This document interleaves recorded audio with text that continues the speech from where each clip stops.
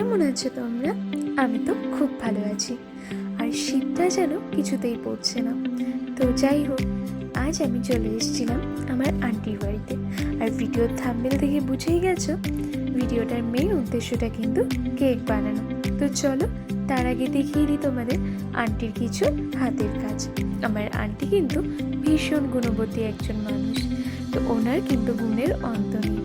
আর ভিডিওটা তোমাদের স্কিপ না করে দেখার অনুরোধ রইল। আর ভিডিওর শেষে কিন্তু রয়েছে আরও কিছু নতুন চমক বা নতুন আইডিয়াও বলতে পারো, যেগুলো কিন্তু তোমরাও কাজে লাগাতে পারবে। তো দেখো, আমি তোমাদের কেক বানানোর প্রসেসটা বলে দিই। তো প্রথমেই দেখো, আন্টি কিন্তু চিনিটাকে মিক্সিতে পেস্ট করে নিয়েছিল। তো এরপর চিনির সঙ্গে ডিমটাকে ভালোভাবে কিন্তু মিশিয়ে নিতে হবে। তো এক্ষেত্রে আন্টি এই মেশিনটা ইউজ করেছিল, তো আমি নিজেও জানি না এটার নাম কি। তোমরা জেনে থাকলে কিন্তু কমেন্টে জানিও প্লিজ। অনেক কিছুই আছে যেগুলো আমি জানি না, কারণ কিচেনের সঙ্গে আমার পরিচয় এই 1 বছর হলো। যদিও আমি মেসে থাকি, তাই এই ধরনের জিনিসগুলো এর আগে বা পরে আমি ব্যবহার করিনি। আমি কেক বানানোর সময় কিন্তু নর্মাল চামচি দিয়েই গুলে নিই। তো দেখো, ভালো করে কিন্তু ব্যাটারটা তৈরি করে নিতে হবে। এরপর আন্টি দিয়ে দিয়েছিল এর মধ্যে বাটার। বাটার দেবার পরও কিন্তু খুব ভালোভাবে জিনিসটাকে মিশিয়ে নিয়ে একদম সুন্দর স্মুথ করে নিতে হবে। তো যেটাতে আন্টি কেকটা বানাবে বা কেক বানানোর প্যানও বলা যেতে পারে, এটার ওপরে কিন্তু ভালো করে মাখন লাগিয়ে নেওয়া হয়েছিল, যাতে কেকটা খুব সুন্দরভাবে উঠে আসে। তো আমি যখন কেক বানাই তখন কিন্তু একটা কাগজও ইউজ করি, কিন্তু এখানে দেখলাম আন্টি এই বাটারটা লাগানোর পরে এর ওপরে দিয়ে দেবে একটু ময়দা গুঁড়ো। তো যাই হোক, এত কিছু আয়োজন কিসের জন্য জানো তো? আসল কথাটা তো তোমাদের বলাই হয়নি। হ্যাঁ, আন্টির কিন্তু বার্থডে, আর বার্থডে উপলক্ষে বার্থডে গার্ল নিজেই নিজের কেকটা তৈরি করে নিচ্ছিল। তো যাই হোক, কথার ফাঁকে তোমাদের কিন্তু দেখিয়ে দিয়েছিলাম একটু ত্রুটি ফুটি, যেটা কিন্তু কেকে অ্যাড করা হবে। আর ওখানে ছিল কাবলি ছোলা। তো কাবলি ছোলা দিয়ে কী রান্না হবে সেটা না হয় কালকেই দেখা যাবে। তো এরপর দেখো, পরিমাণ মতো ময়দা কিন্তু এখানে ওই মিশ্রণটার মধ্যে অ্যাড করা হচ্ছে। তো আন্টিকে দেখলাম এখানে 2 কাপ ময়দা অ্যাড করতে। আর তোমরা কারা কারা বাড়িতে এভাবে কেক বানিয়ে খাও কমেন্টে জানিও কিন্তু। আর আমি জানো তো বিস্কুট দিয়ে কেক বানাই। তো বিস্কুট দিয়ে কেক বানানোর ব্লগ কিন্তু আমি আগেই দিয়ে দিয়েছি, তোমরা চাইলে সেটাও দেখে নিতে পারো। আর দেখো, এরপর কিন্তু যেটা বলেছিলাম, আন্টি ওই বাটারটার উপরেই একটু ময়দা দিয়ে প্যানটাকে ব্রাশ করে নিচ্ছিল, কারণ যাতে কেকটা ভালোভাবে উঠে আসে। তো প্রসেসটা তোমরা দেখতে থাকো। এরপর কিন্তু অ্যাড করা হয়েছিল বেকিং সোডা।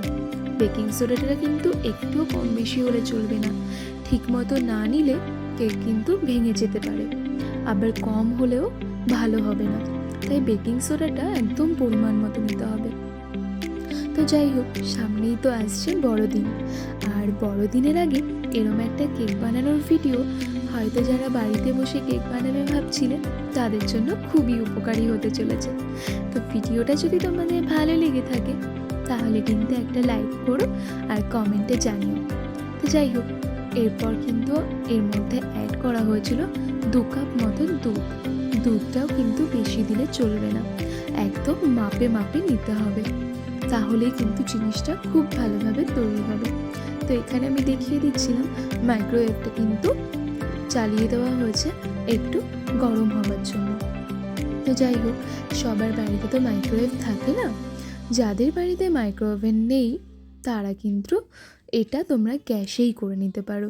আমি যেরকম গ্যাসে মোমো মেকারে কেক বানিয়ে নিই, তো তোমরাও কিন্তু এই প্রসেসটা অ্যাপ্লাই করতে পারো। সেতেও কিন্তু একই কাজ হবে, কোনো পার্থক্য নেই, ভালোই হয়। তো যাই হোক, দেখো, এরপর আন্টি এর ওপরে টুটি ফুটিটা অ্যাড করে দিয়েছিল। কেক বানানো যে এতটাই ইজি আমি কিন্তু এর আগে জানতাম না। তো ভালোই হলো, আমিও কিন্তু শিখে নিতে পারলাম। আমি বিস্কুট দিয়ে যেটা বানাই সেটা তো ফাঁকিবাজি কেক। যাই হোক, এরপর কিন্তু এই ব্যাটারের মধ্যে অ্যাড করা হয়েছিল ভ্যানিলা ফ্লেভারটা। কারণ কেকটা ছিল ভ্যানিলা ফ্লেভারের। তো চলো, আমার তো খুব ভালো লাগছে, আর এটা আমি কাল খেতে পারবো, কারণ আজ কিন্তু নয়, কাল আন্টির ফ্রেন্ডসরা আসবে, তারপর কেক কাটিং হবে। আমার তো ইচ্ছে হচ্ছিল এখনই যদি এক টুকরো পেতাম, কিন্তু না, কারণ কাল সবার সামনে কেকটা কাটিং করা হবে, তখনই খাওয়া হবে। যাই হোক, আমি তারপর দেখো এখানে আন্টি মাইক্রোওয়েভটা অন করে দিচ্ছিল, অবশ্য আগে থেকেই হিট করা ছিল। যাই হোক, আমি কিন্তু এখনো পর্যন্ত মাইক্রোওভেন ঠিকমতো পারি না অন করতে। তোমরা কারা কারা পারো জানিয়ে কিন্তু। এরপর কিছুক্ষণ পর প্রায় 20-25 মিনিট রাখতে হবে কিন্তু এটা। তারপরে এসে আন্টি একবার দেখে নিচ্ছিল যে এটা ঠিকমতো বেক হয়েছে কিনা। যখন ছুরিতে আর লেগে আসবে না তখনই বুঝে যাবে যে কেকটা ঠিকমতো বেক হয়েছে। তো যাই হোক, তারপর কিন্তু বার করে নেওয়া হয়েছিল। আচ্ছা, তোমরা বলো তো এই গাছটা কেমন হয়েছে? ভালো লাগলে জানিও কিন্তু। আমার তো ভীষণ পছন্দ হয়েছিল, আর একজন গাছপ্রেমী মানুষের জন্য শ্রেষ্ঠ উপহার হয়তো এটাই হতে পারে। তাই আমি ভেবে নিয়েছিলাম যে এরকম কিছুই আন্টিকে দেবার জন্য। আচ্ছা, এরপর দেখো কেকটা সাইড থেকে আন্টি ছুরি দিয়ে ভালোভাবে ঘুরিয়ে ফাঁকা করে নিচ্ছিল, কিন্তু তখনও খুব গরম ছিল আর বার করতে গিয়ে ভেঙে যেত। তাই আন্টি একবার বার করার চেষ্টা করলেও বললো না থাক, কালকেই দেখা যাবে। তো বন্ধুরা, ভিডিও শেষ পর্যায়ে আমরা চলে এসেছি। এই যে সুন্দর সুন্দর কভারগুলো দেখছো, এই কাজগুলো কিন্তু সব আন্টির করা। আর এই আইডিয়াটার কথাই তোমাদেরকে আমি বলছিলাম। আন্টি কিন্তু একজন আর্টিস্ট মানুষ, আর আন্টি সেলাইয়ের কাজও খুব ভালো পারে।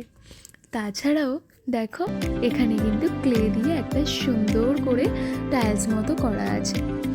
আর এই যে ড্রয়িংগুলো, এগুলো কিন্তু আন্টির করা, এই যে আর্ট। তো যাই হোক, আজকের ভিডিওটা এই পর্যন্ত। দেখা হবে নতুন করে।